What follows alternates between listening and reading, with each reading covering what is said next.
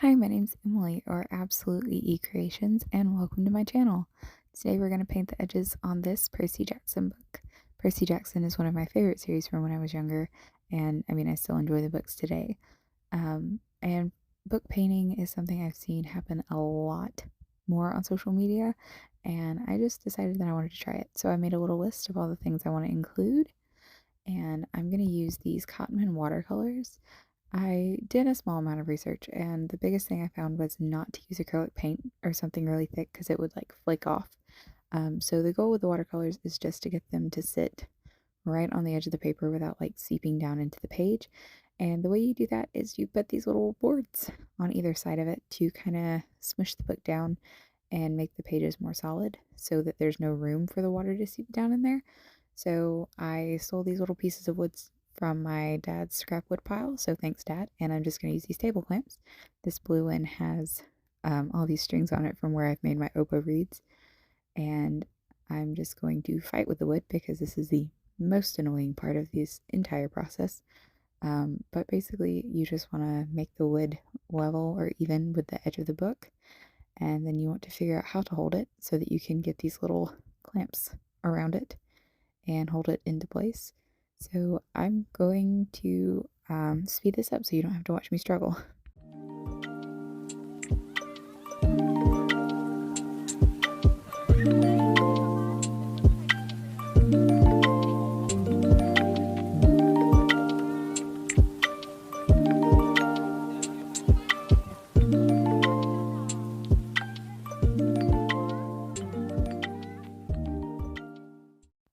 Okay, now that I have fought with the clamps and been mildly victorious, I'm just going to sketch out what I'm going to try to paint on this longer side. So my idea for this is one of the other Percy Jackson book copies. The cover is actually Percy staring up at the sky with his sword, like with the skyline of New York in the background. So that's kind of what I'm going with, but I don't want him to be holding the sword. I want him to be holding the lightning bolt. So I'm just going to make some like very faint markings, try to loosely sketch out what I'm going to do, and then most of the detail is going to go in when I actually grab the paint.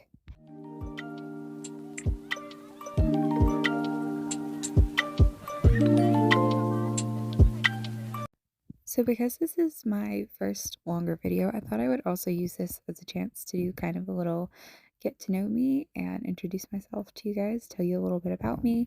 And, if you've just found my channel here on YouTube or if you followed me on some of my other social medias and now you're here, either way, welcome.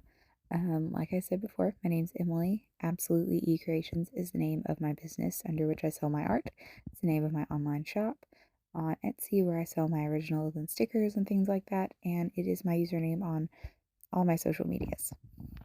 I've drawn for most of my life, but I didn't start practicing consistently until about 2019. That's when I started my very first social media for my art, which was on Facebook.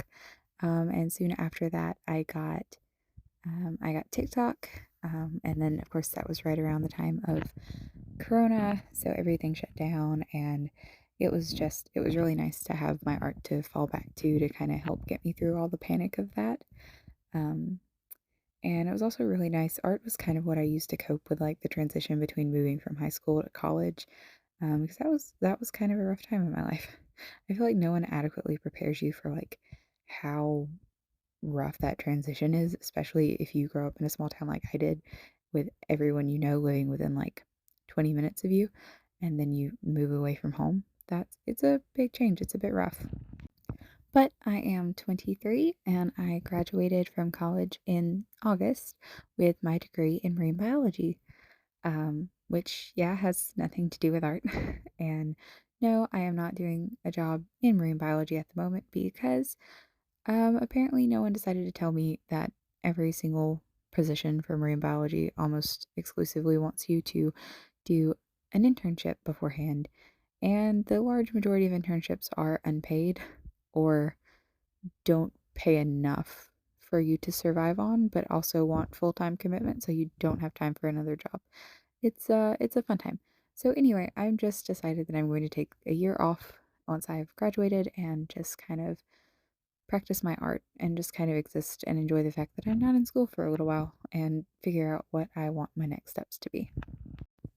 These first layers of paint were a little bit difficult and definitely a transition from what I'm used to when I'm painting.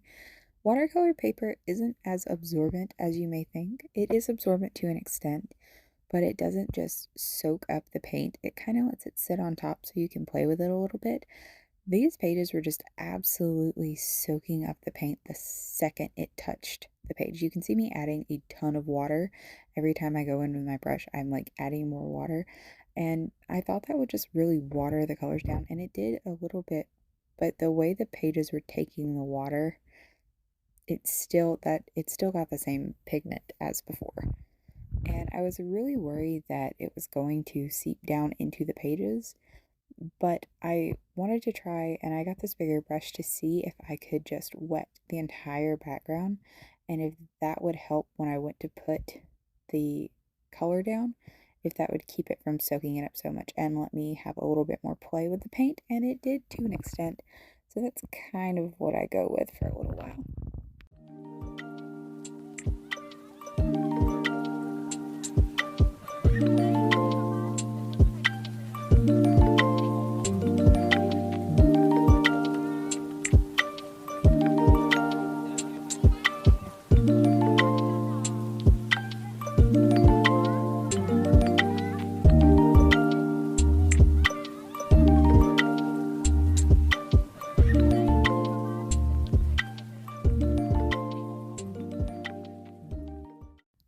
I definitely fall into the category of artist who doesn't have a specific style and doesn't have a specific subject matter that they like to paint.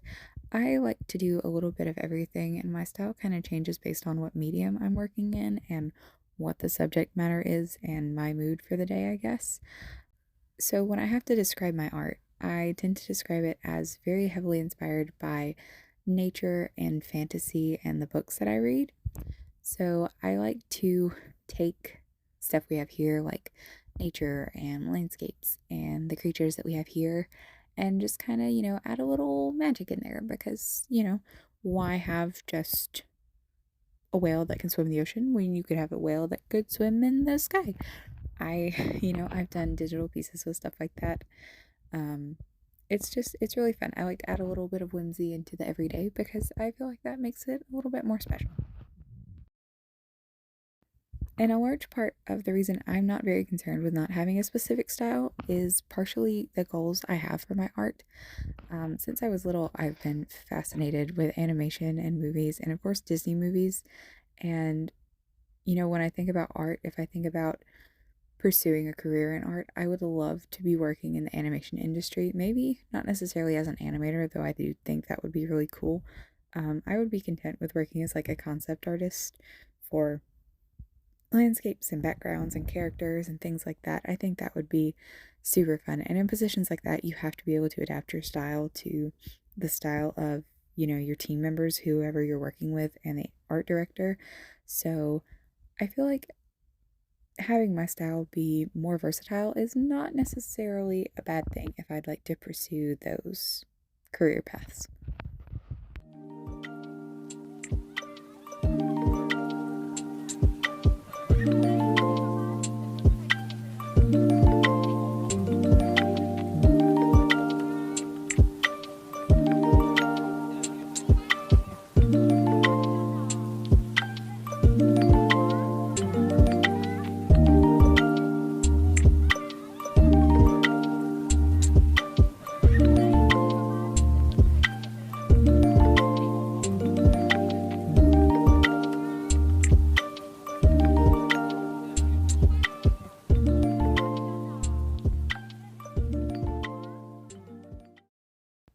One of my biggest problems as an artist is consistency, and I don't mean in my drawings, I mean in when I draw and when I post. And with the social media we have, like TikTok, that encourages you to post every single day, multiple times a day, that's not obtainable for an artist. Yes, there are artists that do that, but usually they're full-time artists. And for those of us that aren't full-time artists and are still trying to grow our platform and maybe get to being a full-time artist, we don't have time to do that. I don't have enough things that I make to make that many videos a day and it be something different. And every time I've tried to repost my videos, they always do horribly. And I see a lot of artists post like videos of them just talking, but none of my videos of me just talking or like trying to give advice or whatever tend to do very well. So it's just kind of like this little rabbit hole that you go down where you feel bad because your content isn't doing good, so you need to make more content, but you don't have time to, or you're feeling super discouraged and not motivated because the content you just made didn't do good. And it's this whole little wormhole that you go down and you get like very uninspired and burned out, and I'm really trying to avoid that. So I've just kind of had to tell myself, it's not important if you post every single day. It's fine. It's okay. As long as you post sometimes. It's okay. It's all right. But if I could give any advice, if you are thinking of starting to post your artwork online or looking for a social media platform where you can post your artwork online, TikTok is great if you can really find your niche and find people who like your stuff and are willing to interact with it. But the biggest place that I've had success with like having my videos actually shown to people has been YouTube. I started posting my Inktober series on here in the shorts, so you can check that out too. It's on my profile. And I was consistently getting like close to 1,000 views on almost every single video I posted. Versus on TikTok, I think the last Inktober video that I posted there is the same one I posted on here. Here it got 1.4 thousand views, and on TikTok it got 58 views. So it's just, the algorithms are a little bit tricky, and it's not that your art is bad, it's just that the computer isn't quite sure what to do with it, or doesn't know how to react, I guess. But yeah, if you're not having a ton of success on one platform, maybe give another one a try and see if that helps a little bit.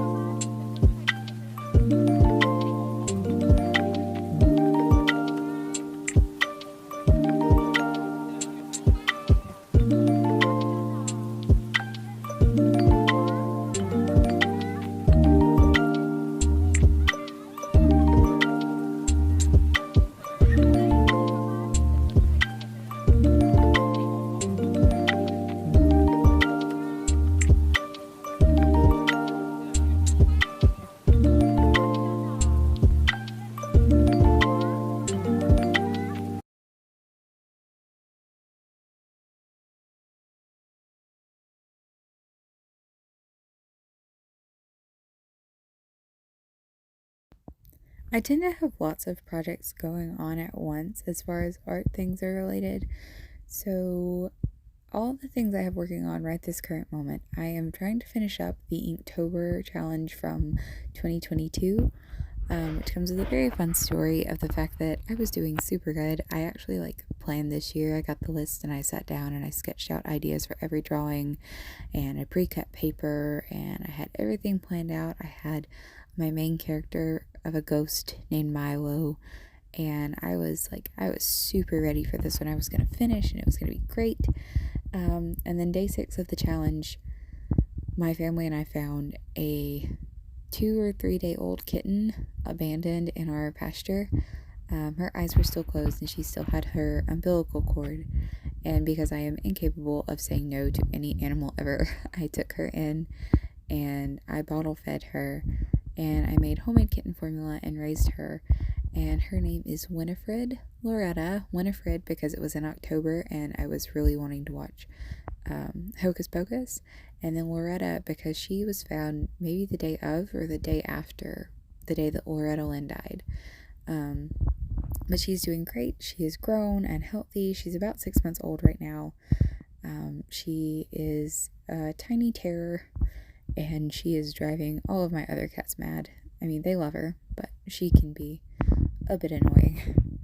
But Winnie is doing good, and she just casually completely derailed my plans for Inktober. So I've just kind of given myself space to work through it and go through it as I get a chance and work on it at my own pace. As long as I finish it before Inktober this year, I'll consider it a win. At the moment, my goal is to finish it by May 1st so that I can do Mermaid. I have never taken part in Mermaid. I didn't know it was a thing, really, until a few days ago when I saw another creator post a video about it, and I was like, yes, that sounds like something I'd like to try. Then, of course, I'm trying to do fun things like paint this book, and I do random other little projects like that. I painted a water bottle for my boyfriend for Christmas, and I love that, and I would really like to go, and I'd like to film a little bit of that process or upload a little bit of that process so that you guys can see it, because that was super fun. And I'm also at the same time working on building my portfolio and resume as an artist so that maybe I can start applying for some concept artist positions online, some remote work. I think that would be super cool. So I've thought about making a few videos of that, taking classes and building pieces to put in my portfolio, as well as putting all of that together and kind of taking you guys along for that process. So you can let me know in the comments if that's something that you'd like to see. And also, if this turns out really well, I will 100% be painting more of my books. So let me know what books you'd like to see painted, or what books you think would look really cool with paintings like this on them. I did switch to gouache paint to use as a highlighter, layering the white gouache over the watercolor and other colors of gouache that I've used to kind of build up certain areas. Gouache is thicker, so it tends to be a little bit more saturated, and white watercolor really doesn't do what you think it does. It won't layer like that. It just kind of makes the colors a bit less opaque. So I'm just going to add in a few more details, and then this is the next day because I let it sit overnight to dry, and we're just going to pop it out of the clamps and see how it turned out.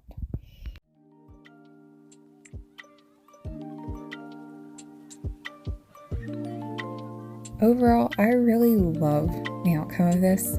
Cracking all of these pages apart was like the most satisfying thing ever. It didn't bleed down in the pages, it sat on the edge like it was supposed to. I love how this turned out. I'm so excited to add it to my bookshelf. Let me know if you guys like this video, and be sure to subscribe because I'm going to be painting the top and bottom of this book in the next video. Thanks for watching, and I'll see you next time.